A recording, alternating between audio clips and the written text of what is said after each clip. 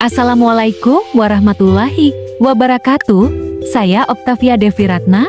Saya berasal dari Rokan Keempat Koto dan saya di sini akan membuat tugas dari mata kuliah TIK, di mana saya di sini akan membuat sebuah video untuk edukasi pembelajaran untuk anak-anak, di mana di video tersebut saya akan menjelaskan nama-nama hewan lingkungan dan keadaan di sekitar anak-anak. Jadi dari edukasi ini sang anak bisa memahami apa itu hewan, lingkungan, dan keadaan hutan di sekitar mereka. Saya akan menjelaskan tentang video edukasi lingkungan, hewan dan hutan di mana yang ada di sekitarnya. Kasih sayang kepada makhluk dapat membantu anak-anak mengembangkan empati untuk semua makhluk hidup, termasuk sesama manusia, dan juga mendorong rasa hormat sang anak untuk saling menghormati antara habitat hewan.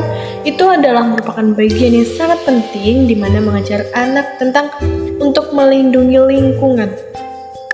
Mengajarkan anak untuk menyayangi binatang akan lebih mudah dilakukan oleh para orang tua itu dengan cara kita bisa memelihara binatang di rumah. Contohnya itu seperti kucing, kelinci, ataupun hewan-hewan yang dirasa tidak membahayakan sang anak. Dan selain itu, kita juga bisa mengajak anak untuk memelihara binatang yang seandainya disukai sang anak. Contohnya seperti kita coba mengekspor sang anak. Entah dia kita ajarkan untuk memelihara kucing, kuda, ataupun kelinci, hewan-hewan yang tidak membahayakan. Kalau kuda sendiri itu kan mungkin butuh izin tertentu untuk memeliharanya. Cuman kan karena mungkin itu agak sulit, kita bisa mengajak anak untuk berlibur. Karena itu memang hal yang mungkin tidak memungkinkan, kita bisa saja mengajarkan hewan-hewan di sekitar anak saja terlebih dahulu, seperti kucing, hewan, cicak, pokoknya hewan yang dia itu bisa memahami bahwa kita harus saling menghargai dan menghormati kepada sesama makhluk hidup. Jadi kita harus memberikan penjelasan kepada sang anak bahwa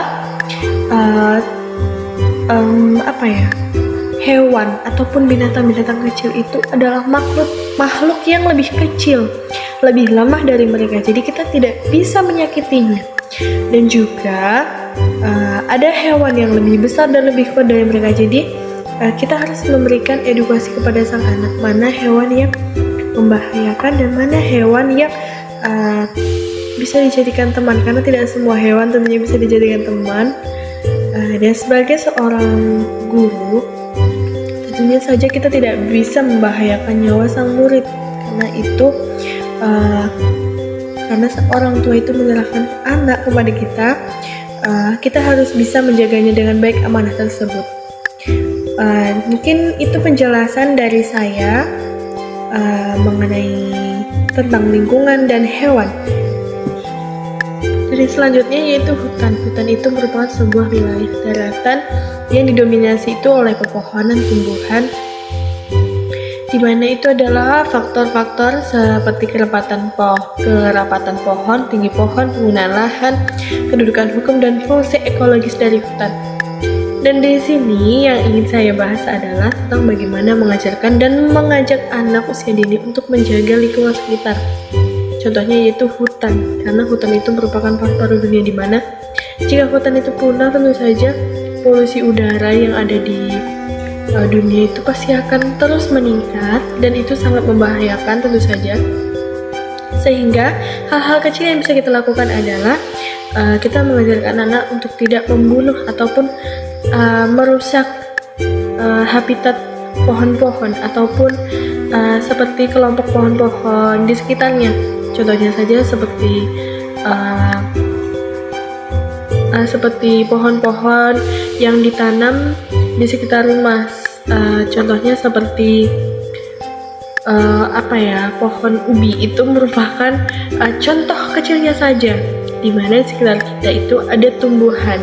Jika ada tumbuhan, tentu saja udara itu akan keluar dan tentu saja akan selalu segar. Jadi polusi yang ada di sekitar sang anak itu tidak terlalu membahayakan, karena seperti didaur ulang ataupun seperti pertukaran